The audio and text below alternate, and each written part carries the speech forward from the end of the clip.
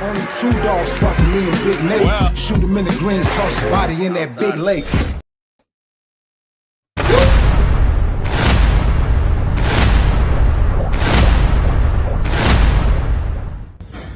What's good, y'all? It's Devin Haney. Y'all doing the Nate Jones story on YouTube. Y'all stay tuned for exclusive videos and exclusive giveaways. Y'all doing the Nate Jones story on YouTube right now. Only true dogs fucking me and Big Nate. Well. Shoot him in the greens, toss his body in that big lake. Ricky Sompunpak D here for The Ring. I am here with none other than Devin, the Dream Haney.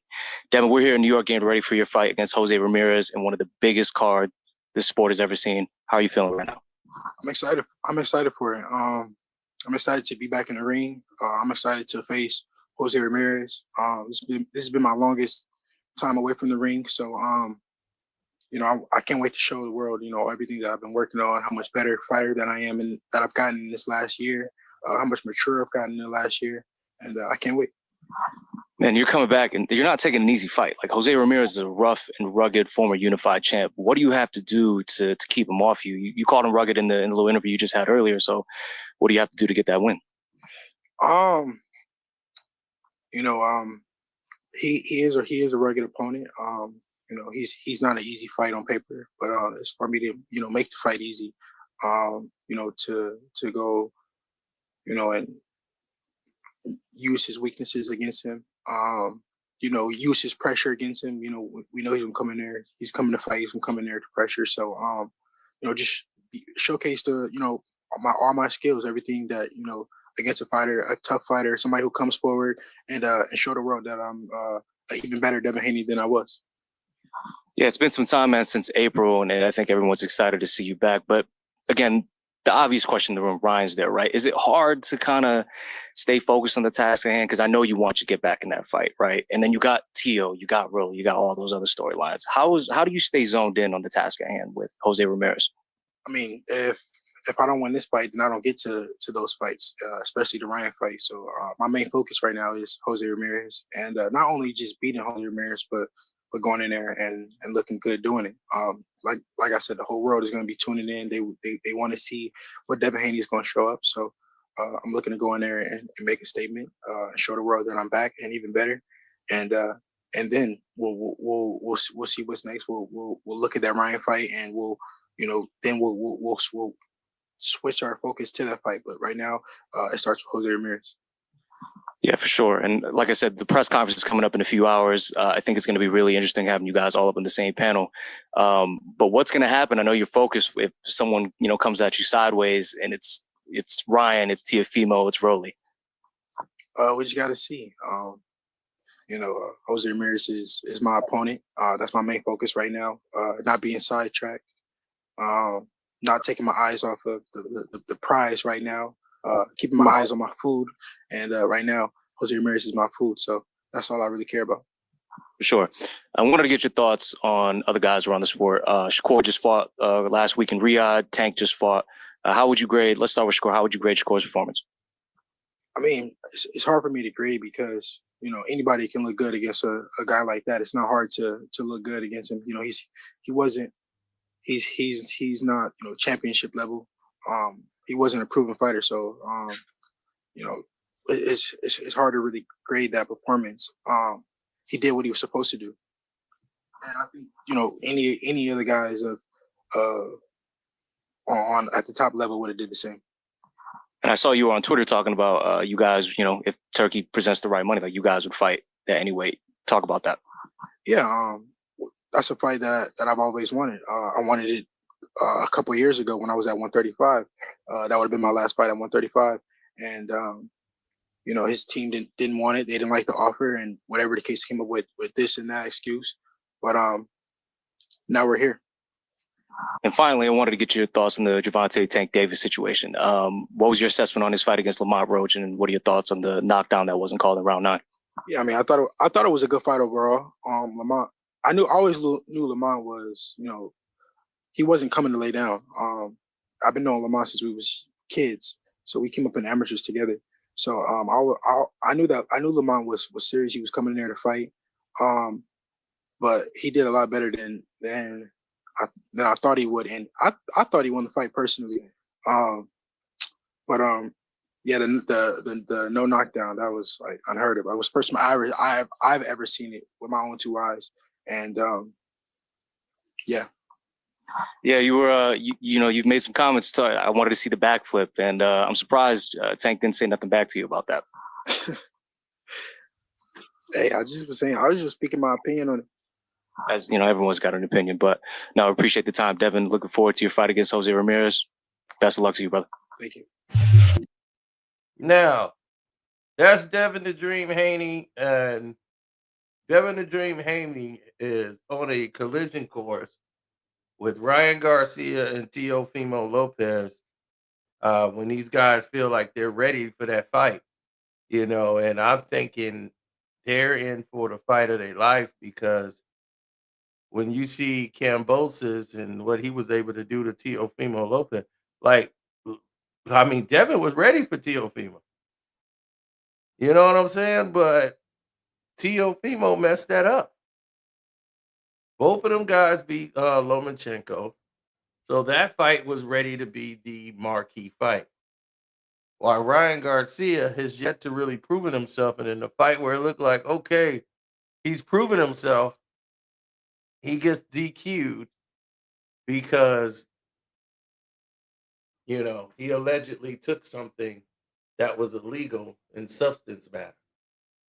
So you know, it's like which which door you want to walk through in this instance, because oh yeah, it's always going to be a problem.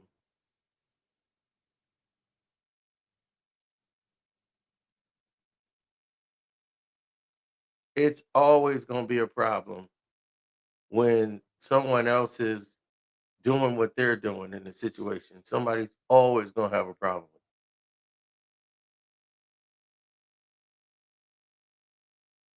Devin Haney has got the toughest matchup with Jose Ramirez. Everybody thinks Ramirez is done.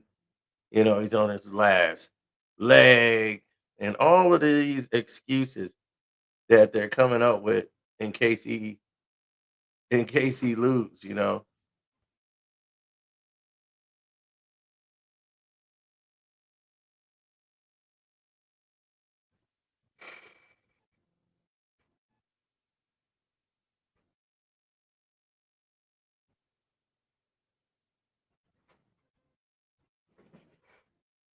Yeah, well, they saying that he hides from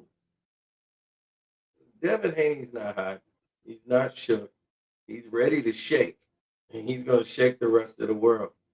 So when y'all figure it out and y'all understand when the fight happens and he looks different, I don't want y'all to be like, yo, Cito, Devin Haney looked like a world beater. Y'all want to talk about his relationship with his girl and Young Thug, and y'all don't want to.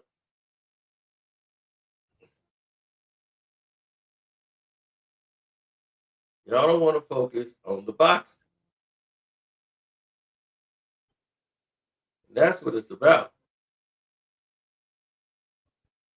It may not be as chatty as we just saw with Teo and Arnold, but I can tell you from knowing both young men for a very long time, these guys are consummate professionals. These are young men who are about the sport of boxing, who are about dedication, who are about hard work. This is a fascinating matchup. Devin, I'm going to start with you because we haven't seen you since your fight with Ryan Garcia early last year. I just want to ask you, why the decision to lay out for the rest of 2024, and why did you choose Jose Ramirez as your comeback opponent? No, I mean, you know, first of all, I want to thank Allah, alhamdulillah, for this opportunity. Ramadan Mubarak to all the Muslims all around the world. And no, I took the year off. Like I said, I was going to. I wanted to spend some time with my family. I just had a baby, stuff like that. So I wanted to rest and recover. And I wanted to come back when I felt it was the right time.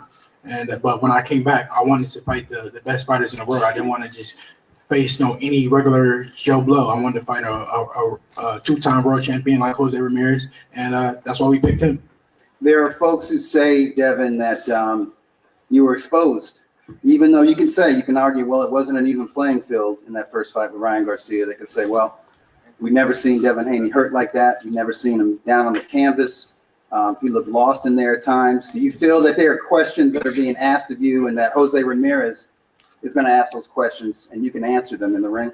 Yeah, I mean, at the end of the day, I fought somebody on PEDs, so that's how that fight was. But we move forward, and now it's the world wants to see what Devin Haney is going to show up, and I'll look to give everybody all those answers on May 2nd.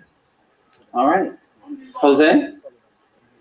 Last time we saw you, you didn't look like yourself. It definitely wasn't your night, and I know there was some talk in and around the boxing community that, you know what, this guy was a 2012 Olympian. He was a unified champion. He's a hero in his community. He's got a lot of things going on outside of boxing. He could run for public office in this area. You know, people are saying maybe you hang up the gloves. Can I ask you, were you considering that, and what brings you here to this point right now? Yeah, first and foremost, I want to thank God, my Lord and Savior Jesus Christ, for blessing me with all those great blessings in my career. Since I started at the age of 8 years old. Becoming an Olympian and a unified world champion, becoming a world champion at 25 years old, a unified world champion at 27 years old. And, I think what it was is probably staying at 140 for too long. Once I saw myself, struggling to make weight and, push my body through that, to that pain and grind, I think I was harming myself, but I'm a guy with no excuses, man. I'm a guy who never says no, and I think I did that to myself. But hey, that was a mistake that I did on my part, and it's time for me to grow and move up to the next weight class at 147. So, I know what I could do. What I've been doing in sparring against guys who are world champions as we speak, guys who are talked upon as future world champions, and I know what I've done to them in sparring, so I know what I'm capable. And comes May 2nd, I'm gonna go out there and make it a fight, man. Show the best version of Jose Ramirez, a bigger bull than what people have seen me fight, in the last couple fights.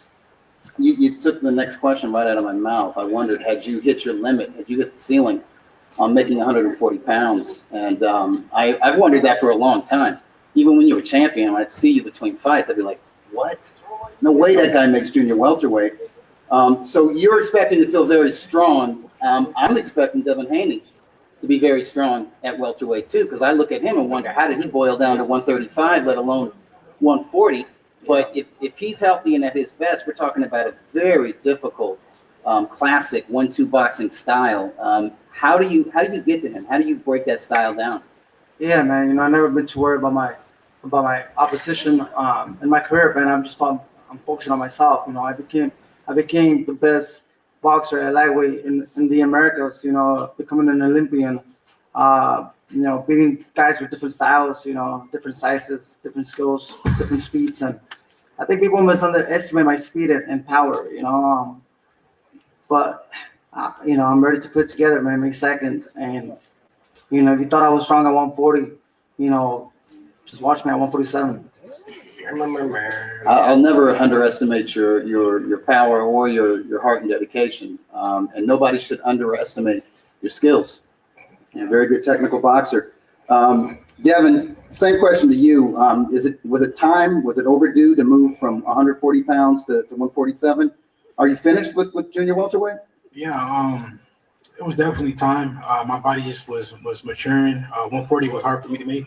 I was there. I felt good for one fight, but in the second fight, I didn't feel as good. 147 is time. All right. I can't wait to see this fight. It's a brilliant stylistic matchup. You got the stick and move boxer, beautiful jab against the quintessential pressure fighter who has underrated skill and technique. All right, let's